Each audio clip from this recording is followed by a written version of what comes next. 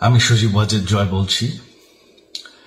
আপনারা জানেন এই গত কয়েক সপ্তাহ ধরে আমাদের বাংলাদেশের যে গন্ডগোল সংকট চলছে,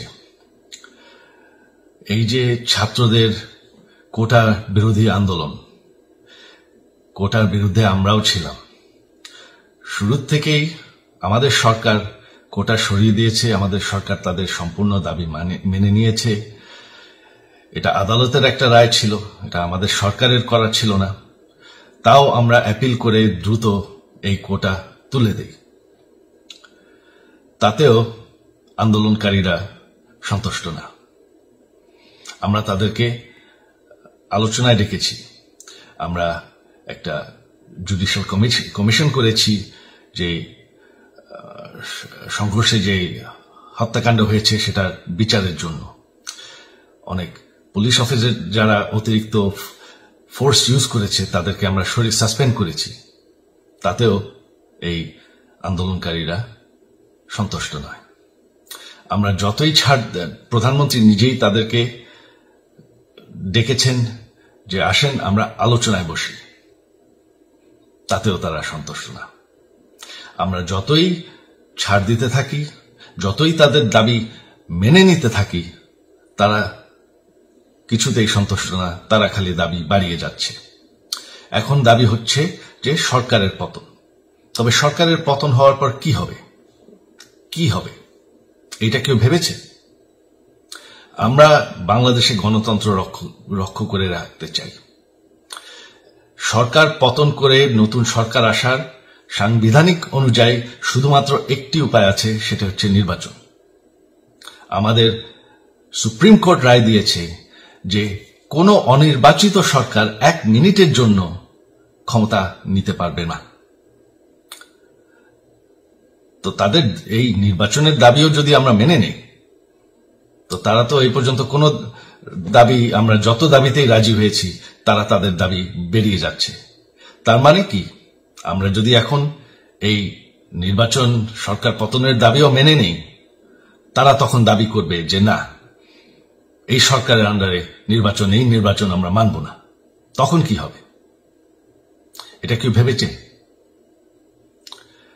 জানি আমাদের সেই সুশীল সমাজ আবার আলোচনা করছে সেই তত্ত্বাবধায়ক সরকারের অভিজ্ঞতা তো আমাদের আছে। আপনারা ভুলে গেছেন সেই তত্ত্বাবধায়ক সরকারকে নষ্ট করে দেওয়া হয়েছিল বিএনপির আমলে ইলেকশন রিগ করার জন্য।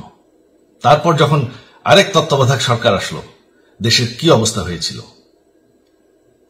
শেষমেশ সবথেকে বড় কথা যে আমাদের সংবিধানে স্পষ্ট বলা আছে এবং আমাদের সুপ্রিম কোর্ট রায় দিয়েছে যে অনির্বাচিত সরকার 1 মিনিটের জন্য দেশের ক্ষমতায় থাকতে পারবে না। আমরা আওয়ামী লীগ, আমরা আন্দোলন করেছি, আন্দোলন করে এই দেশকে স্বাধীন করেছি, আন্দোলন করে গণতন্ত্র ফিরে এনেছি, আন্দোলন করে আমরা দেশের উন্নয়ন করেছি। আপনারা যে বঙ্গবন্ধুর মেয়ে শেখ হাসিনার বিরুদ্ধে বলছেন, আজকে শেখ হাসিনা না থাকলে বাংলাদেশ এতদূর আসতে পারত? অসম্ভব। কেউ কল্পনা করতে পারে না যে বাংলাদেশ এরকম উন্নতি করবে, এরকম উন্নয়ন হবে। ঠিক আছে, শেখ হাসিনার পর আপনাদের কি হবে সেটা আমারও চিন্তার বিষয় না, আমার পরিবারের আর চিন্তার বিষয় না, আপনারা বুঝবেন। তবে এইভাবে সংঘর্ষ করে, হত্যাকাণ্ড করে ক্ষমতা দখল করা যাবে না। এটা আর আন্দোলন না। যখন পুলিশ হত্যা করা হচ্ছে, নিরীহ মানুষের উপর হত্যাকাণ্ড চলছে, মানুষের বাসায় আগুন দেওয়া হচ্ছে, জার্নালিস্টদেরকে হত্যা করা হচ্ছে, এটা হয়ে গেছে সন্ত্রাস। আর সন্ত্রাস মোকাবেলা শুধুমাত্র একটি ভাবে করা যায়। আমার অনুরোধ, আমাদের ল এনফোর্সমেন্ট, আমরা অনেক ধৈর্য ধরেছি, তবে এখন আর এটা সহ্য করা যাবে না। ল এনফোর্সমেন্ট এজেন্সি, বিজিবি এবং কি আমাদের মিলিটারির প্রতি আমার আহ্বান যে আপনাদের দায়িত্ব হচ্ছে আমাদের দেশের মানুষকে নিরাপদ রাখা। এবং আমাদের দেশকে নিরাপদ রাখা, আমাদের দেশের সংবিধানকে নিরাপদ রাখা, সংবিধানকে রক্ষা করা। তার মানে 1 মিনিটের জন্য কোনো অনির্বাচিত সরকার আমাদের ক্ষমতায় আসতে দিবেন না। এটা হচ্ছে আপনাদের দায়িত্ব, কারণ সেইটা হলে আমরা আবার পাকিস্তানের মতন হয়ে যাব। আমাদের যে 15 বছরের উন্নয়ন সব শেষ হয়ে যাবে। বাংলাদেশ এর থেকে আর কোনোদিন ফিরে আসবে না। আমিও সেটা চাই না, আপনারাও সেটা চান না। আমি সজীব ওয়াজের জয় যতদিন আমার পক্ষে সম্ভব আমি সেটা হতে দেব না। জয় বাংলা, জয় বঙ্গবন্ধু।